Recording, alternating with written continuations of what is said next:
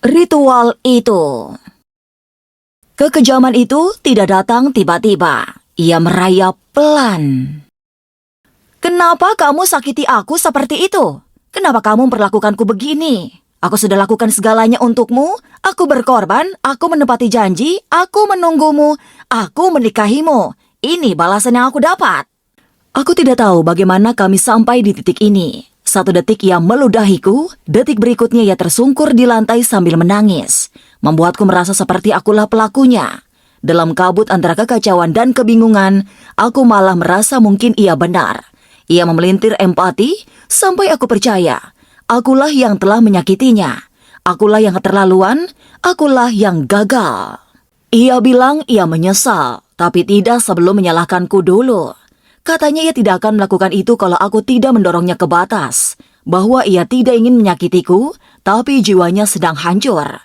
Ia bilang ia hanya ingin aku mencintainya seperti dulu. Bahwa akulah yang berubah, akulah yang menghancurkan hatinya. Dan itu sebabnya ia melakukan itu. Lalu ia mengingatkanku bahwa bahkan Alkitab pun berkata, seorang istri harus melayani suaminya, seolah Tuhan sendiri ada di pihaknya. Akhirnya aku merasa bersalah dan menuruti apa yang ia mau. Sesudahnya, ia memelukku erat, masih menangis tapi sudah lebih tenang, seolah tak ada apa-apa yang baru saja terjadi. Ia berbisik pelan, meminta maaf lagi, matanya menatap seragam sekolah yang kupakai.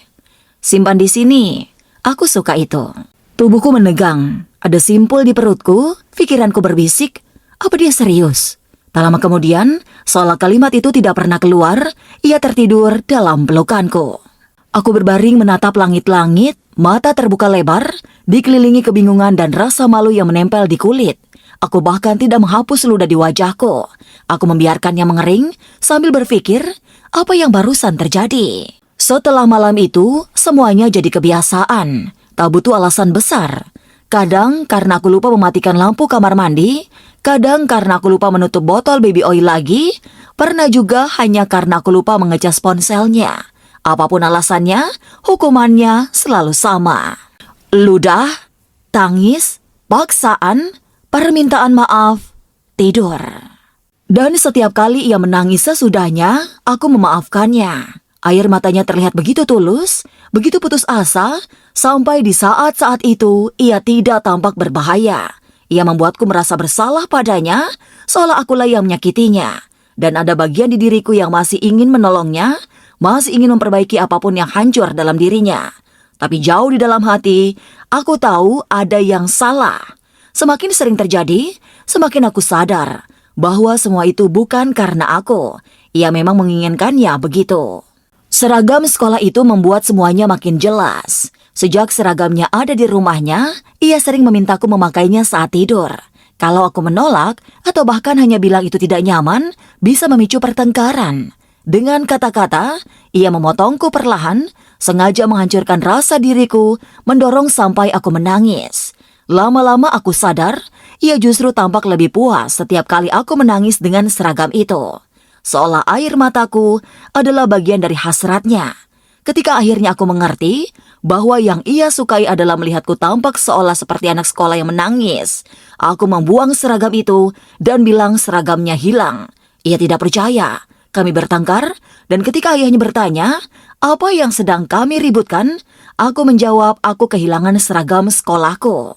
Bobby langsung terdiam. Ayahnya mengernyit dan bertanya, kenapa itu penting? Bobby tak menjawab dan tidak pernah membahasnya lagi.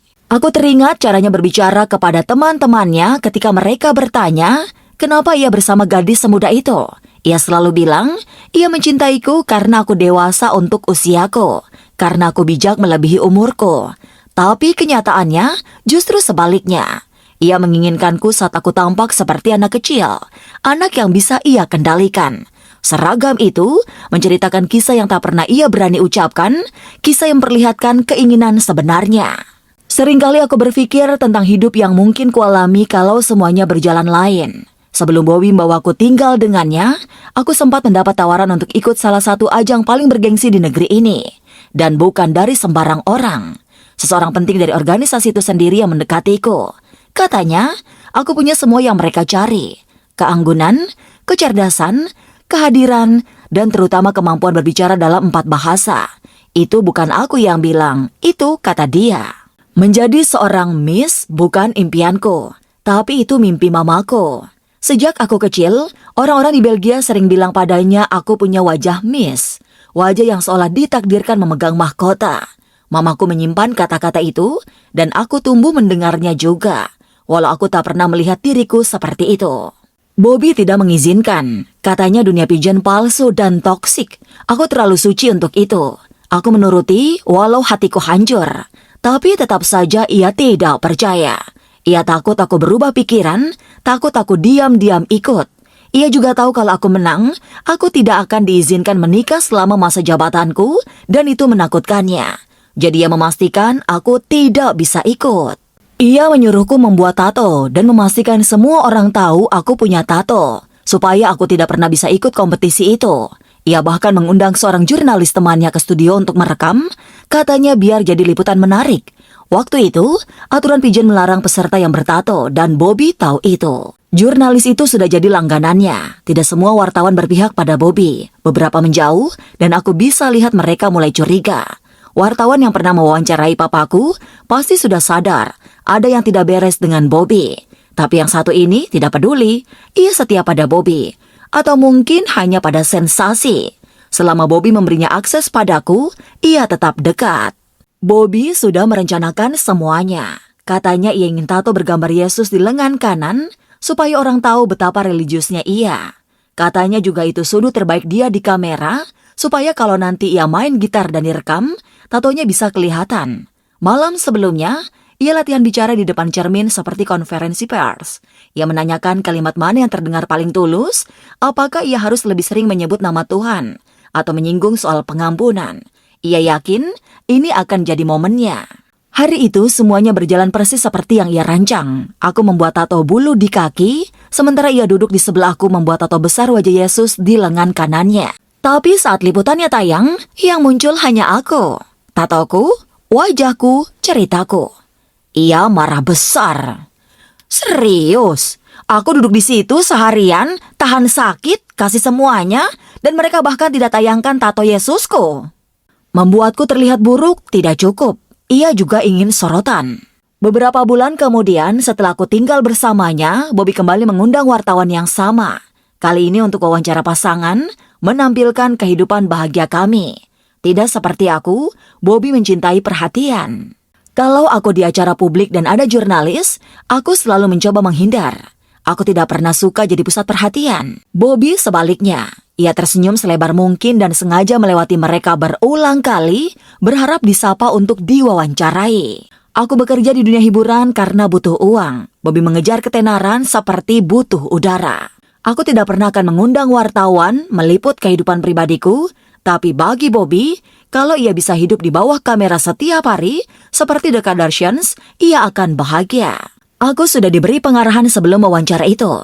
Disuruh tersenyum, menggenggam tangannya ketika jalan bareng, terlihat jatuh cinta, meyakinkan publik bahwa orang tuaku hanya berhayal dan Bobby adalah cinta sejatiku. Aku benci itu, tapi aku ikut saja, aku berusaha keras. Aku belum terbiasa berpura-pura, dan sepertinya itu terlihat. Saat wawancara tayang, ia mengundang teman-teman dan keluarganya menonton. Ia begitu bangga, tersenyum lebar, senang karena wajahnya muncul di infotainment. Kali ini tak mungkin adegannya dipotong, karena kami bersama sepanjang waktu. Setiap wajahnya muncul di layar, keluarganya bertepuk tangan, dan menepuk pundaknya, seolah ia memenangkan penghargaan. Tapi Bobby terus menatapku, seperti tidak puas dengan penampilanku. Beberapa saat kemudian ia memutuskan menontonnya ulang di internet. Ia menggulir komentar satu persatu, seperti membaca ulasan penampilannya, sampai menemukan satu yang ia benci. Isinya kira-kira begini. Gadis itu terlihat tertekan, laki-laki itu bicara terus, tapi menyuruhnya pegang mic. Dia kelihatan terlalu dominan. Aku rasa gadis itu butuh bantuan. Ia murka. Ia mencoba melaporkan komentar itu, tapi karena videonya bukan milik kami, ia tidak bisa menghapusnya. Aku bilang jangan difikirkan, itu cuma pendapat satu orang, hal seperti itu biasa terjadi. Aku tenang, mencoba menurunkan tensinya, tapi justru itu membuatnya makin marah. Ia meledak. Katanya aku terlihat senang. seolah aku ingin orang-orang melihatnya sebagai monster. Katanya aku sengaja melakukannya untuk menghancurkan citranya. Katanya kalau aku benar mencintainya, aku seharusnya tahu lebih baik. Tidak ada yang bisa kukatakan untuk menghentikannya.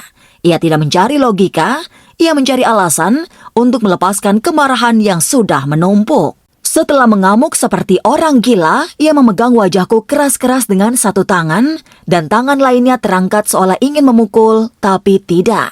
Sebagai gantinya, tanpa kata, ia meludahiku lagi, dan lagi, dan lagi. Waktu seolah berhenti. Kamu tahu perasaan saat jatuh, saat kamu tahu kamu akan menghantam tanah, tapi masih sempat berpikir, apakah ini sungguh terjadi? Itu rasanya. Aku terkejut, aku melihat diriku sendiri dari luar, seolah bukan aku yang mengalaminya. Ia tidak berhenti, ia meludah sampai habis, sampai mulutnya berbunyi kering, ludah terakhir datang dari tenggorokannya. Baunya menyengat, tajam, seperti nafas busuk yang menempel di kulitku. Saat itulah aku berteriak untuk pertama kali. Bukan tangisan lembut, tapi teriakan dari dasar tubuh. Suara itu keluar mentah, liar, memecah udara seperti suara jerit di film yang membuat dinding bergetar dan orang terpaku. Ia panik, seolah mencoba menutup mulutku dan menyuruhku diam. Ia lari ke bawah menemui orang tuanya. Aku tidak tahu apa yang ia katakan. Mungkin bahwa aku berlebihan, mungkin bahwa mereka harus mengabaikanku, dan mereka semua memang mengabaikan. Kecuali asisten rumah tangga. Ia berlari ke kamar, matanya lebar. Saat melihatku gemetar, wajah basah oleh air mata dan ludah, ia tidak bertanya apa-apa. Ia langsung memelukku, ia menangis bersamaku. Ia mengelus rambutku dan berkata, "Tenang ya, tolong tenang."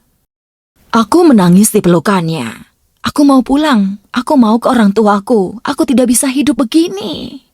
Bobby pasti mendengar, karena ketika ia melihat ke kamar, tiba-tiba ia berkata, "Baiklah, pulanglah ke ibumu, tidak ada yang melarang." Asisten rumah tangga itu terlihat gelisah, pelan-pelan keluar kamar. "Ayo," kata Bobby. Untuk sesaat aku percaya ia serius. Jantungku berdebar saat aku mengambil koper dan mulai memasukkan pakaian. Ia bahkan membantuku berkemas, tapi sepanjang waktu ia bicara seperti orang yang dikhianati. "Kamu sungguh mau melakukan ini? Baik, jangan menyesal nanti." Aku diam, takut jika bicara ia berubah pikiran. Tapi dalam hati aku tahu pasti, aku tidak akan pernah menyesal meninggalkan dia. Lagi pula, bahkan pihak gereja belum mengeluarkan surat apapun soal pernikahan kami. Kalau semuanya benar, kenapa masih ada masalah? Sambil gemetar, aku mengirim pesan pada mamaku. "Udah bangun?" Ia membalas, "Iya, kamu mau datang?" Aku tidak percaya ini nyata, bahwa aku benar-benar diizinkan pulang. Saat kami menuruni tangga, aku mulai berharap. Beberapa detik itu aku sungguh percaya aku akan pergi, bahwa akhirnya aku bisa bebas. Tapi tepat di depan pintu, ia terjatuh, menangis, menjerit. "Kamu tidak bisa melakukan ini padaku. Aku suamimu di hadapan Kristus." Dan begitu saja, pertunjukan dimulai lagi. Ibunya muncul memegang kipas tangan kecil sambil berpura-pura lemas. Ia selalu begitu setiap kali kami bertengkar. Katanya sulit bernafas kalau melihat kami begini. "Tolong kalian berdamai," katanya dengan suara bergetar. "Ini kekanak-kanakan, jangan pergi, kami semua sayang kamu." Melihatnya, aku hanya berpikir, buah memang tidak jatuh jauh dari pohonnya. Aku berdiri memegang koper, sementara dua orang dewasa membuatku percaya bahwa aku yang salah. Bobby menangis, lalu mengunci pintu dan menyimpan kuncinya di sakunya. Aku terlalu lelah untuk melawan, terlalu lemah untuk merebutnya. Lagi-lagi, aku bertahan. Aku kembali ke kamar, ke keheningan, ke kurungan. Malam itu aku berdoa, "Tuhan, apakah ini yang kau mau untukku? Apakah ini hukumanku? Apakah ini yang pantas ku terima karena telah menyakiti keluargaku?" Tak lama mamaku mengirim pesan lagi. "Kamu baik-baik saja." Aku mengetik, "Tadi aku mau pulang." Lalu menghapusnya. Sebagai gantinya aku kirim, "Aku baik, Ma. Jangan khawatir." Aku tidak baik-baik saja.